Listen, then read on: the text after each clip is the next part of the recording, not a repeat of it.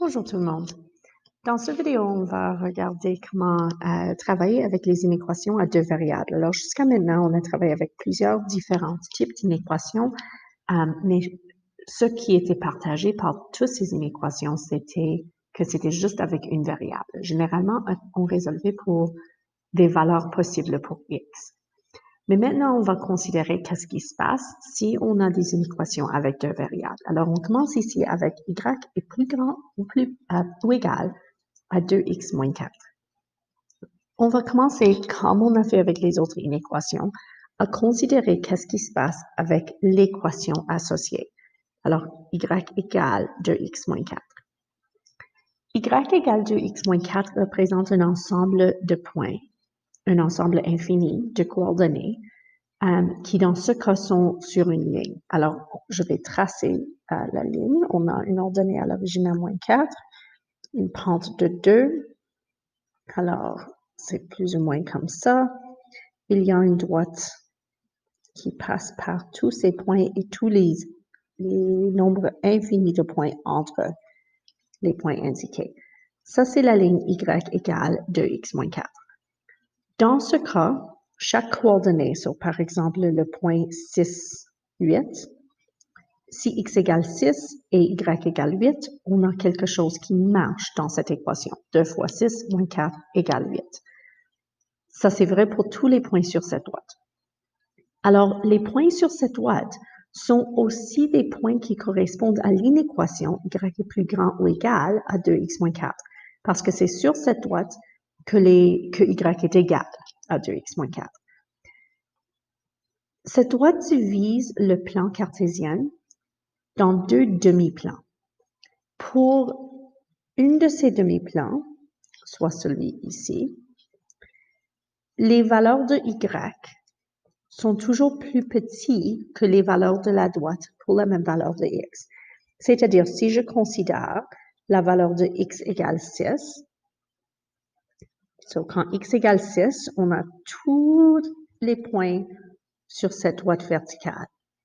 Pour les points dans cette partie du plan, la valeur de y est toujours plus petite que cette valeur de y, c'est-à-dire la valeur de y sur la droite. Dans l'autre région, les valeurs de y sont toujours plus grandes que la valeur de y sur la droite. Ce qu'on veut, c'est on veut savoir où est-ce que la valeur de y est plus grande ou égale.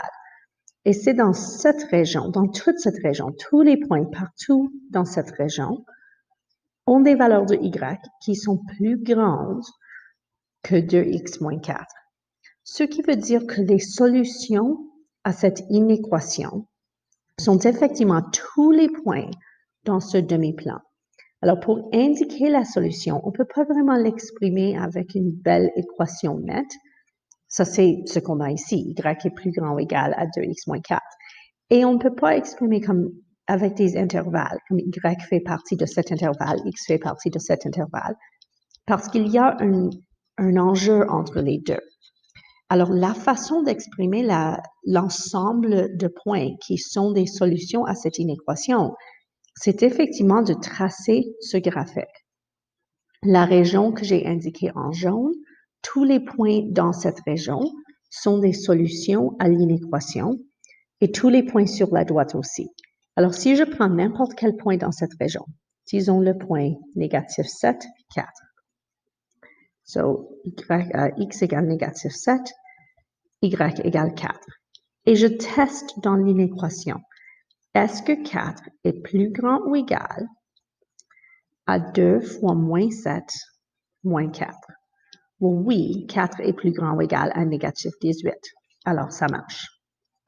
Si je sais avec n'importe quel point dans l'autre région du plan, par exemple 8 négatif 2, x égale 8, y égale négatif 2, et j'essaie de tester dans l'inéquation, c'est-à-dire est-ce que négatif 2 est plus grand ou égal à 2 fois 8 moins 4?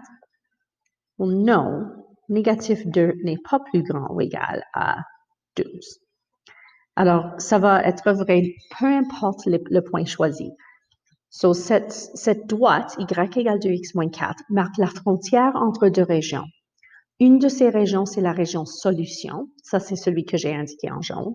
L'autre ne l'est pas. Et dans ce cas, la droite elle-même fait aussi partie de la région solution. Alors, je dessine la droite. Qu'est-ce qui se passe si la droite ne fait pas partie de la solution? Alors, disons qu'on a une situation comme ça. X moins 3y est plus petit que 2. Ce n'est pas immédiatement évident, peut-être, que c'est une droite de la même manière, mais je peux réarranger. Alors, j'ai moins 3y est plus petit que moins x plus 2. Donc, y est plus grand que 1 tiers x moins 2 tiers. Attention, parce que j'ai divisé par négatif 3, il a fallu invertir l'inéquation. Je dois quand même considérer la droite y égale 1 tiers x moins 2 tiers. Je dois toujours considérer ce point, cette droite, parce que ça marque la frontière entre les deux régions. Mais cette fois-ci, les points sur la droite ne font pas partie de la région solution. Alors, quand je dessine la droite, il faut indiquer ça d'une certaine manière.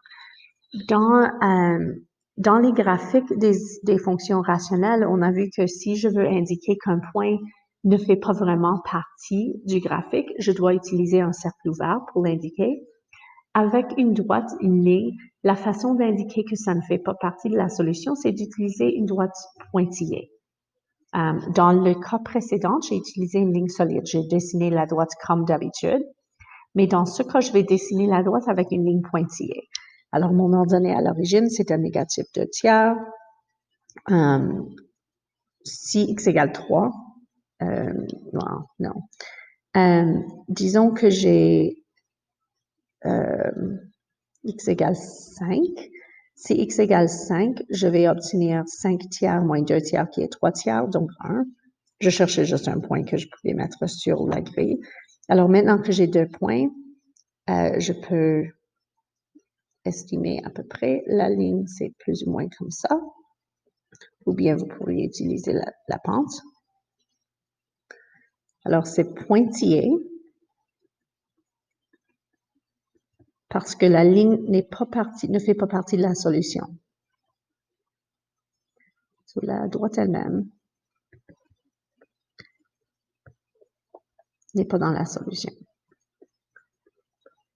Et maintenant, je dois considérer est-ce que c'est en haut ou en bas que je dois ombrer dans la solution. Généralement, on peut se fier au fait que si ça dit plus grand, alors y est plus grand.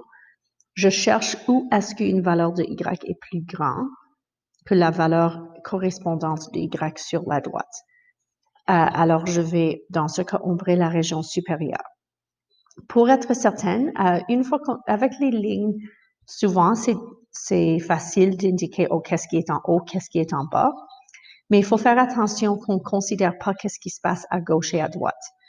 Alors, dans le cas précédent, la ligne est beaucoup plus verticale, disons. Ce n'est pas que j'ai ombré la région à gauche, j'ai ombré la région en haut. Alors, on regarde toujours sur le vertical. Est-ce que y est plus grand ou est-ce que y est plus petit? Dans ce cas, c'est un peu plus évident parce que la ligne tend un peu vers l'horizontale. Alors, on va ombrer ce qui est en haut. Ce que je fais toujours, juste pour être certaine, je prends un point dans la région, dans ce cas 0, 0, c'est très facile, et je vérifie dans l'équation originale avant que j'ai fait des manipulations. Est-ce que 0 moins 3 fois 0 est vraiment plus petit que 2? Et oui, c'est vrai. Alors, 0, 0 marche. Si je prends n'importe quel point dans l'autre côté, disons par exemple 8, 0, est-ce que 8 moins 3 fois 0 est vraiment plus petit que 2? Et dans ce cas, la réponse est non. Alors, ça, c'est comment on décide comment ombrer. La solution à cette inéquation, ce n'est pas une solution dans le sens normal. Ce graphique, c'est la solution. Tous les points dans la région indiquée font partie de la solution. Dans ce cas, la ligne, je la dessine parce qu'il faut indiquer où est la frontière de cette région, mais la ligne elle-même n'est pas dans la solution, alors c'est une droite pointillée. Ces principes sont plus ou moins les mêmes, même si on travaille avec des inéquations à deux variables qui ne sont pas juste linéaires. Alors, je vais commencer à faire le dessin de y égale x au carré plus 2x moins 3. Et dans ce cas, je vais utiliser une ligne pointillée. Je vais factoriser parce que ça aide un peu avec le dessin, si je sais où se trouvent les abscisses à l'origine. Alors, on a x plus 3, x moins 2. Alors, j'ai une abscisse à l'origine à 1 et une abscisse à l'origine à moins 3. Le sommet, donc, va se trouver à mi-chemin. C'est bon de dessiner où se trouve le sommet. Alors, le sommet, c'est quand x égale 1, négatif 1. Et je substitue quand x égale négatif 1, j'ai 1 moins 2 moins 3. Alors, négatif 4. Alors, voilà mon sommet. Et avec cette information, je peux esquisser la parabole, mais avec une ligne pointillée.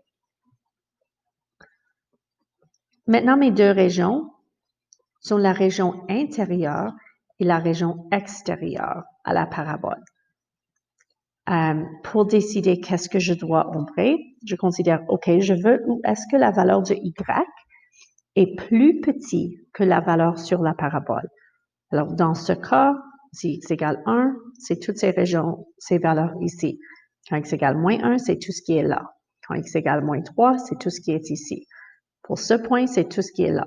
Effectivement, c'est ce qui est à l'extérieur de la parabole qui fait partie de la solution. Alors, toute cette région ici, et ce qui est à l'intérieur de la parabole ne compte pas. Encore une fois, pour être certaine, je peux prendre un point de n'importe quelle des deux régions. Alors, je vais regarder 0, 0. Si x égale 0, y égale 0, et je teste dans l'inéquation. Est-ce que 0 est plus petit que 0 au carré plus 2 fois 0, moins 3? Non, 0 n'est pas plus petit que moins 3, alors ça ne marche pas. Alors, c'est bon que je n'ai pas ombré la région qui contient le 0, 0.